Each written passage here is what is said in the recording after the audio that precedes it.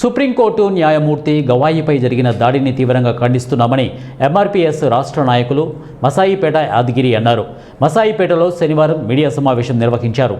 దళితులకు రక్షణ లేదని మరోసారి రుజువైందని, సర్వోన్నత న్యాయమూర్తి అయిన గవాయిపైనే ఇలాంటి దాడి జరగడం హేయమైన చర్య అని వారన్నారు. నిందితులను వెంటనే అరెస్టు చేసి చట్టపరంగా శిక్షించాలని డిమాండ్ చేశారు. గ్రామాల్లో సైతం దళితులకు రక్షణ లేకుండా పోయిందని, ఇలాంటి సంఘటనలు పునరావృతం కాకుండా కట్టుదిట్టమైన చర్యలు చేపట్టాలని డిమాండ్ చేశారు.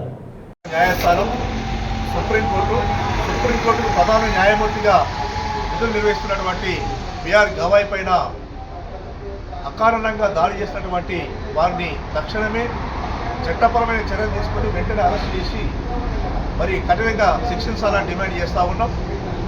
ఈ దేశంలో గ్రామ స్థాయి నుంచి మొదలుకుంటే మరి ఉన్నత స్థాయికి ఎదిగినప్పటికీ కూడా దళితులకు రక్షణ లేదనే విషయాన్ని మరోసారి స్పష్టంగా అర్థమైందనే విషయాన్ని గుర్తు చేస్తూ ఉన్నాం.